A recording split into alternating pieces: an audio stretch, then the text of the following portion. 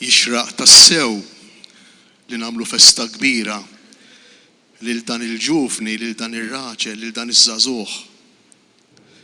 Jixraqlu tassew Ġorġi li aħna nduru madwaru, li nitaxqu bih, li nħarsu lejh, li nħallu x-xbija tiegħu tidħol fil-moħħ tagħna, fil-qalb tagħna. Jixraq tassew. Għaliex? Għax dan iż-żagħżugħ mhux żagħżugħ tal-istorja. Dan iż-żagħżugħ mhux monument tal-passat. Dan iż-żagħżugħ mhux personaġġ antik, imma dan iż-żagħżugħ hu modern, hu attwali. Dan iż-żagħżugħ hu żagħżugħ tagħna, żagħżugħ minn tagħna, wieħed minna. U għalhekk jixraq li nagħmlulu festa. Allura maħniex nagħmlu festa lill-istorja. Maħniex nagħmlu festa lil xi ħaġa li għaddiet tal-passat, imma qed nagħmlu festa lil raġel, lil żagħżugħ li jfakkarna fis-sejħa tagħna li nagħmlu l-frott. Hekk qalilna l-Vanġelu tal-lum. Dan iż-żagħżugħ bit-taqsejr tal-ġisem tiegħu, bit-taqsejr ta' demmu għamel il-frott tad-dilja, għamel il-frott, ġab il-ferħ madwaru u fil-persuna tiegħu. Inkiteb ħafna fuq San George. U aktar ma hu personaġġ antik u jmur il-bott fl-istorja, aktar l-immaġinazzjoni ġriet u kibret. Però hemm almenu 4 fatti mill-ħajja tiegħu illi ħadd ma jista' jmerihom. Hemm 4 mumenti f'ħajtu li huma storiċi li ġraw tassew. U jekk qed ngħidu li l-istorja ta' San George mhix fil-passat imma fil-preżent, jekk qed ngħidu li San George irnexxielu jagħmel il-frott bil-persuna tiegħu, allura qegħdin ngħidu li dawn l-4 mumenti tal-istorja tiegħu huma 4 mumenti li huma sejħa lill-istorja tagħna.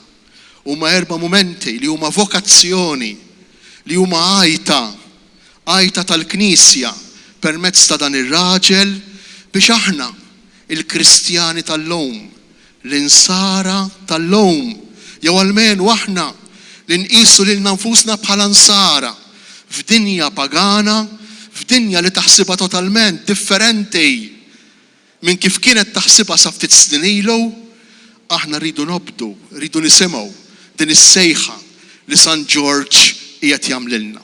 L-ewwel mument ta' ħajtu. Aħna nafu fi żgur li San George bejn wieħed u ieħor twieled fis-sena 280. Twieled fil-Kappadoċja fit-Turkija. Twieled minn familja imħalta. Missieru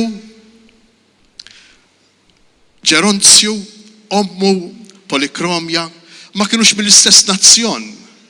Nistgħu nġibu frasna, nġibu f'moħħna il-ħafna familji, il-lum, il-ħafna familji ta' żmienna li huma wkoll familji li ġejjin li huma magħmulin minn kulturi, minn idejat differenti. Ommu kienet ġejja mill-Greċja, missieru kien mill-Kappadoċja. It-tnejn li huma però iltaqgħu mal-persuna ta' Ġesu. U t-tnejn li huma għamlu għażliet importanti f'ħajjithom. Ma ninsewx li qed ngħixu fit-Turkija tal-ewwel sekli tal-Kristjaneżmu. Qed ngħixu qegħdin fi żmien fejn il-Kristjaneżmu kien biss irrappreżentat minn komunitajiet żgħar.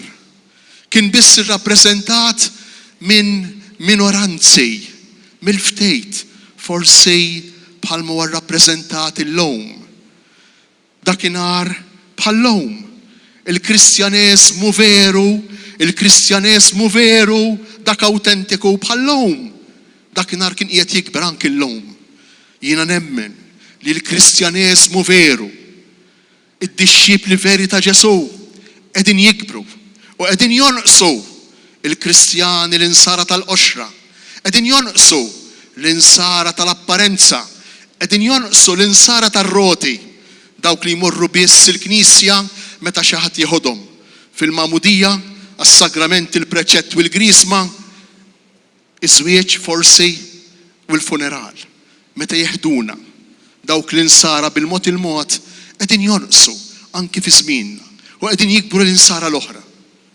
U propju f'din is-soċjetà Ġeronzju u Polikromja irabbu lil dan iż-żagħżugħ, lil dan it-tifel. Irabbuh fl-edukazzjoni, fil-formazzjoni nisranija. Mort inqalleb ftejt u nfittex jien x'jiġifieri formazzjoni nisranija f'dak iż-żmien, fit-tieni seklu. U ltqajt ma' Tertuljan u ltqajt ma' Oriġene, dawn iż-żewġ mistrijiet kbar tal-Knisja. Isimgħu xi jgħidulna b'mod sempliċi immens. Il-Kristjan jipprova jiltaqa' ma' Alla l-ewwel ħaġa filgħodu u jipprova jiltaqa' ma' Alla l-aħħar ħaġa filgħaxija. It-talb ta' filgħodu, it-talb ta' filgħaxija. Joċċa lina l-lowm dak li għex San George flimkien mal-familja tiegħu għalina. Aħna li ngħidu li aħna nsara għandniex bżonn nerġgħu nirkopru, nerġgħu niskopru, nerġgħu nirkupraw. It-talb li forsi għaddewlna mis-sirijietna, il-mumenti ta' talb importanti filgħodu qabel ma tibda l-ġurnata, it-talba ta' filgħodu, it-talba ta' filgħaxija. Għandniex bżonn nerġgħu nirkuprawhom biex inħallu lil San George ikellimna tassew. Li jgħix f'din il-klima familjari. Għandniex bżonn nerġgħu lil familji żgħar tagħna.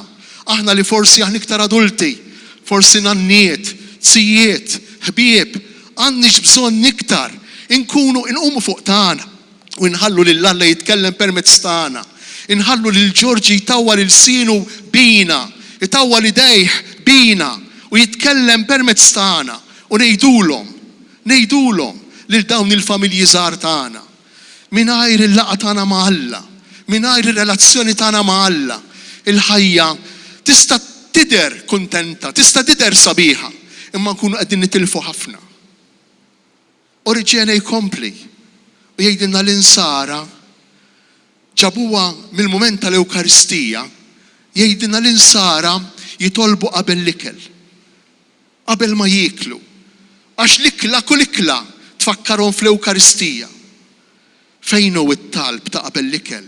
Fejn hu it-talb tagħna ta' qabel l-ikel?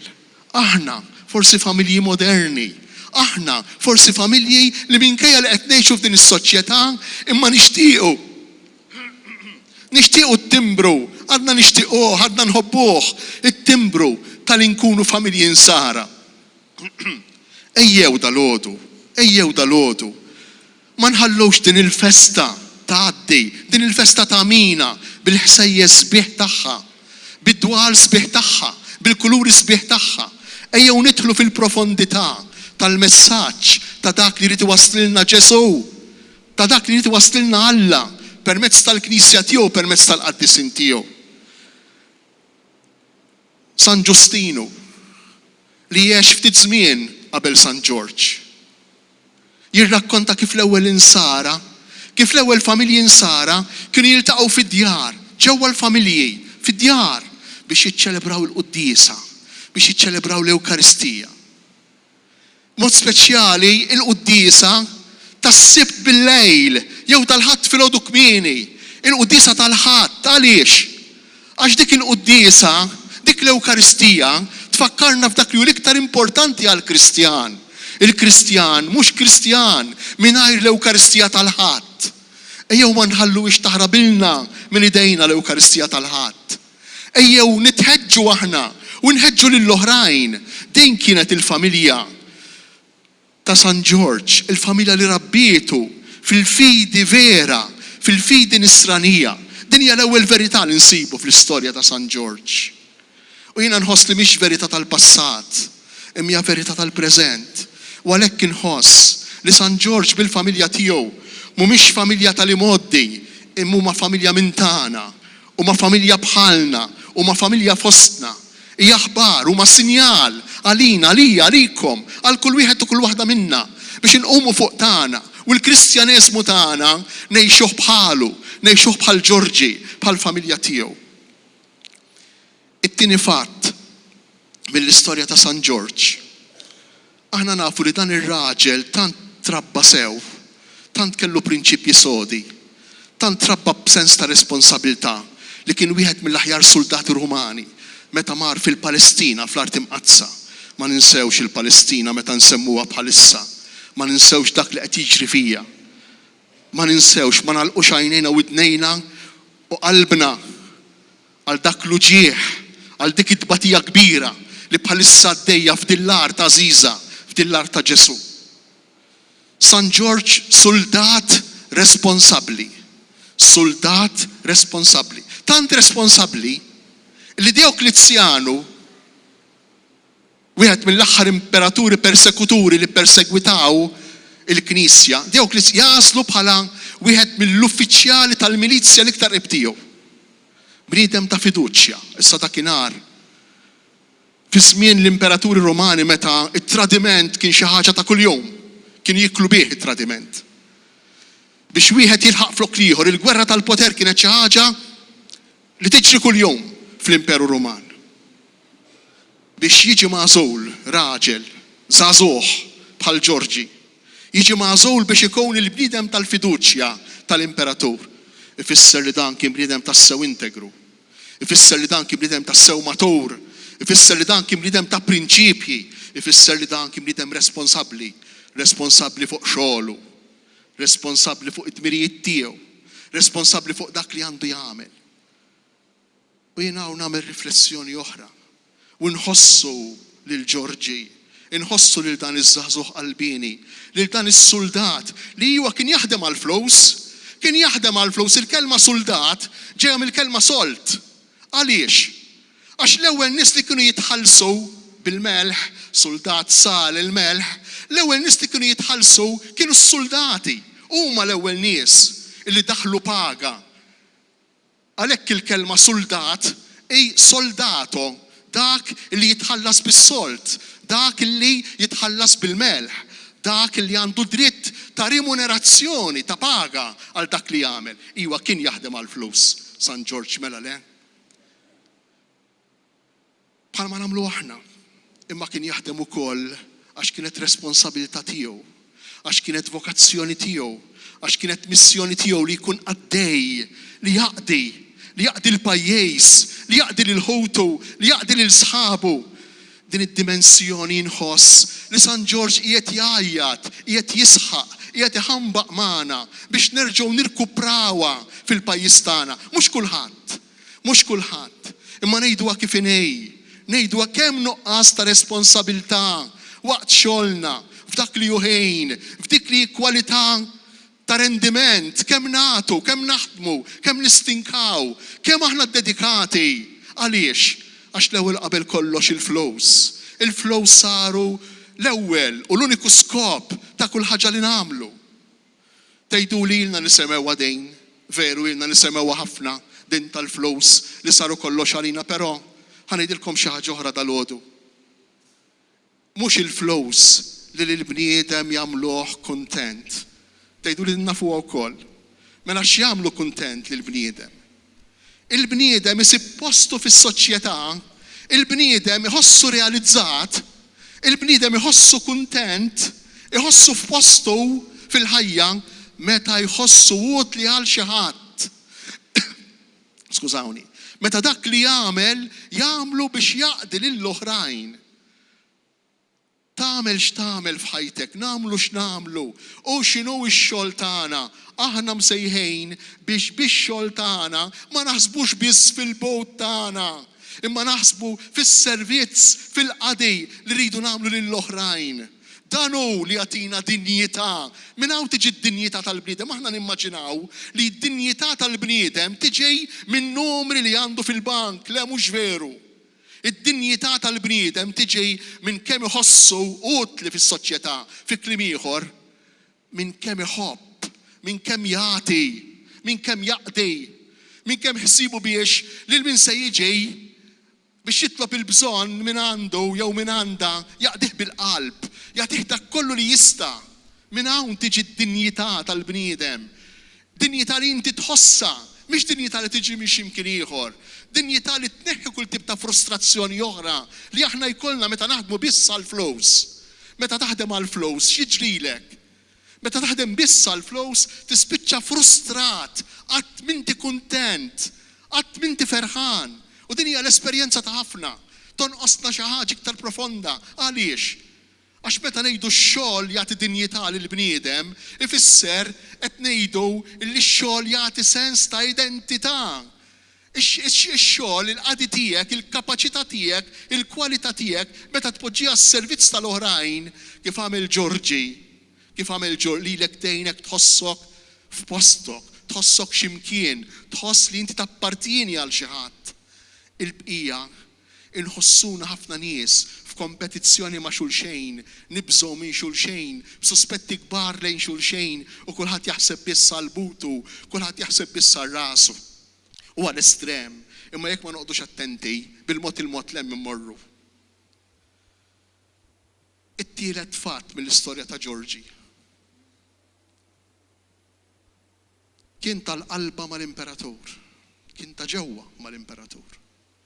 Imma dan l-imperatur Dioklizjanu f'waħda mill-eħrex persekuzzjonijiet tal-Knisja l-aħħar waħda, ifettillu fis-sena 303 joħroġ l-editt illi bih jerġa' l darba oħra bħal ħafna imperaturi ta' qablu, jitlob illi kulħadd mod speċjali l-insara jagħtu qima lill-imperatur u lill-allat. U din Ġorġi ma qatx għalija. Issa pruvaw riflettu ftejta. Dan Ġorġi kien il-bniedem tal-fiduċja tal-imperatur. Ippruvaw riflettu naqra. Dan Ġorġi kien parti mill-grupp intimu tal-imperatur. U jkun kapaċi jmur kontra l-kelma tal-imperatur. Kapaċi nagħmilha jien, kapaċi tagħmilha jien bħalissa fis-soċjetà li qed ngħixu bħalissa, fid-dinja li qed ngħixu bħalissa, jew is-sense of belonging. Idalmilna moħħna, iċajprilna jnejna u nibdew nirraġunaw bħal massa. Għaliex? Għax dak il-grupp li jiena liħna partijini jirraġuna b'dan il-mod, allura anki nrid nirraġuna b'dak il-mod. Fejn hu l-Kristjaneżmu tagħna? Fejn hu l-ferħ li qegħdin inħossu illum fil-festa ta' San Ġorġ? Fejn hu? Jekk jien imbagħad inkun favur l-abort u favur l-eutanasja, fejn hu dan il-ferħ? Fejn hu? Hemm bżonn li niddeċiedi, mhux qed ngħidlek iżżommx mal-eutanasja, mhux qed ngħidlek tkunx favur l-abort. Għavula dak diġà ħażin, imma kun koerenti. Kun koerenti jgħid hawnhekk mhux posti. Għax dawn in-nies ma jemnux fl-abort, dawn in-nies ma jemnux fl-eutanasja, hawnhekk mhux posti. Inkunu koerenti. Jew almenu jekk għandna mistoqsijiet infittxu, jekk għandna mistoqsijiet nistaqsu.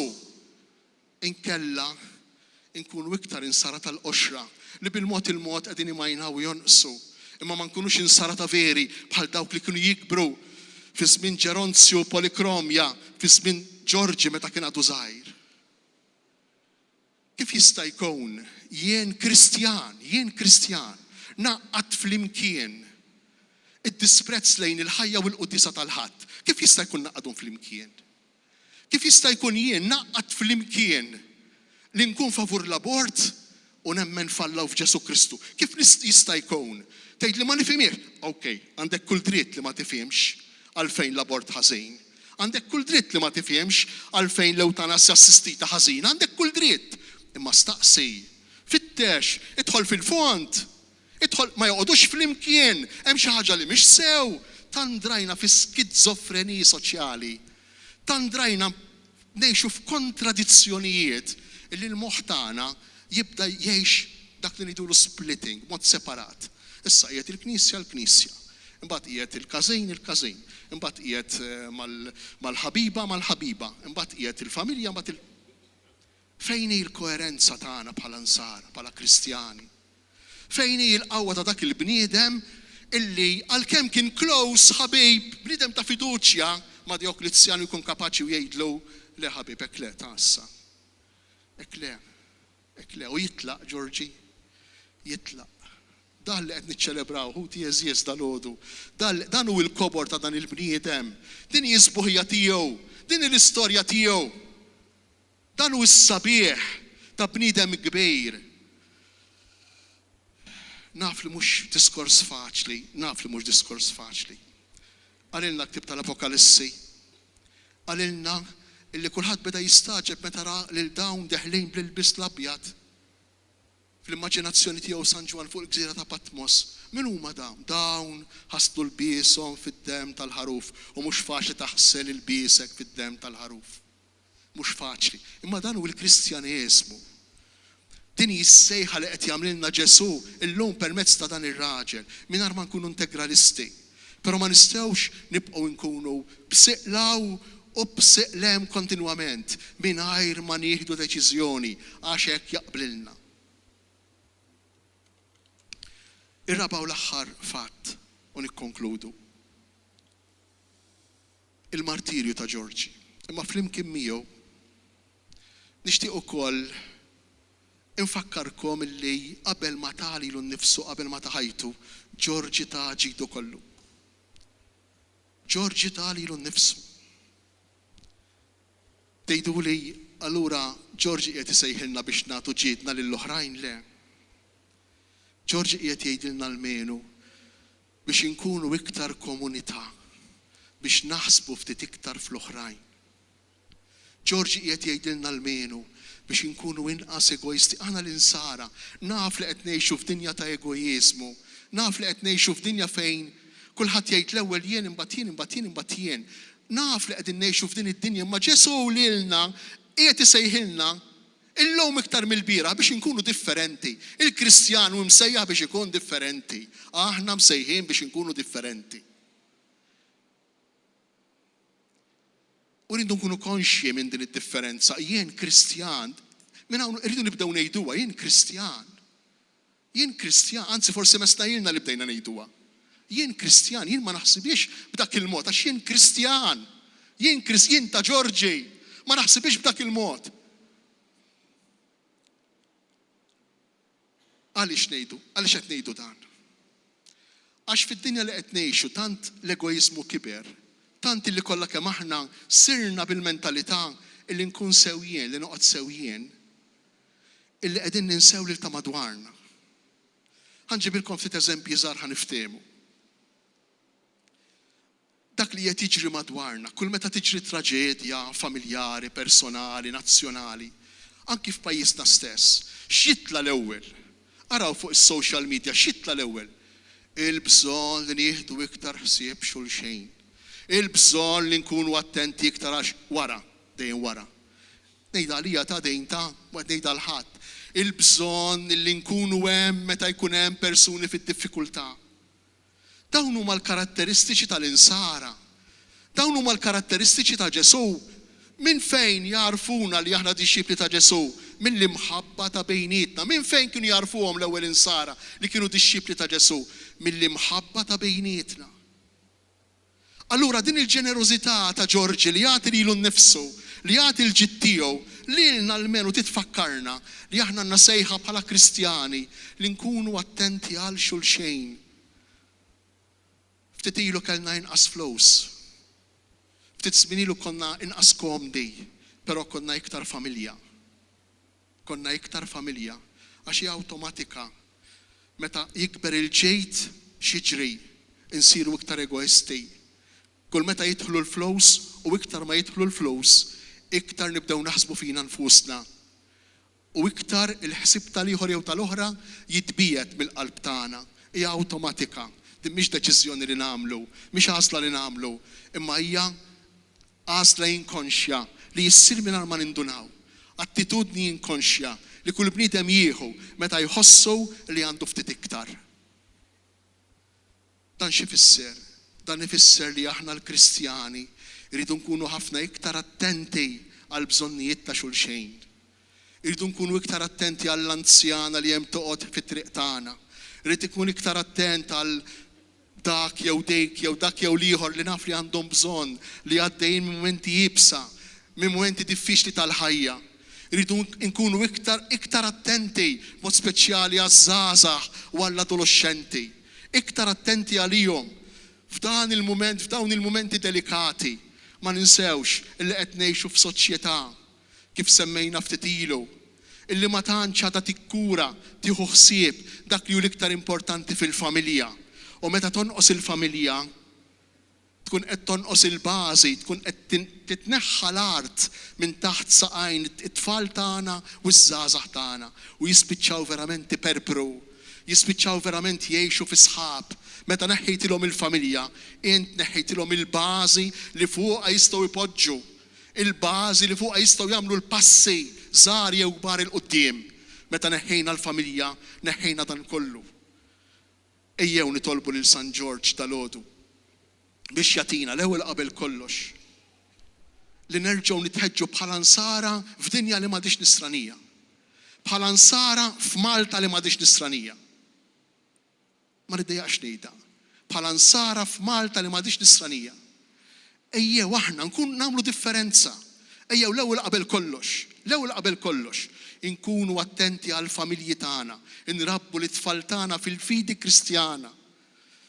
Inrabbu l-tfal tagħna fil-biża' ta' Alla, fil-biża' mhux fit-twerwejr, imma bil-preżenza ta' Alla ġo nofshom. Inrabbu l-tfal tagħna għad-del tal-parroċċi, inrabbu t-tfal tagħna fil-katekiżmu, kemm hu importanti l-katekiżmu, inrabbu t-tfal tagħna fil-qudisa tal-ħadd. U hekk jista' jkun li aktar ma jgħaddi żmien, aktar ikollna nies responsabbli. Aħna l-insara, mhux qed nippretendi li dan id-diskors jgħod tal-Malta jew għal-Għawdex kollu. Aħna l-insara ikollna nies responsabbli, rġiel u nisa li tista' torbot fuqhom kif kien Ġorġi. Nies li kapaċi ma jħallowx il-partejt jew is-sense of belonging tagħhom, itapnilhom għajnejhom, iċajprilhom għajnejhom u jibdew jgħidu mod ieħor minn dak li fil-fatt u fil-fond ta' qalbhom jemmnu. U nies li jkunu ġenerużi, nies li ħsibhom f'xulxejn, nies li jħobbu lil xulxejn. Ħut Jeżies, hekk il-festa ta' Ġorġi ma tkunx festa ta' statwa. Il-festa ta' Ġorġi ma tkunx festa ta' personaġġ tal-passat. Il-festa ta' Ġorġi tkun il-festa ta' żagħżugħ minn tagħna illum.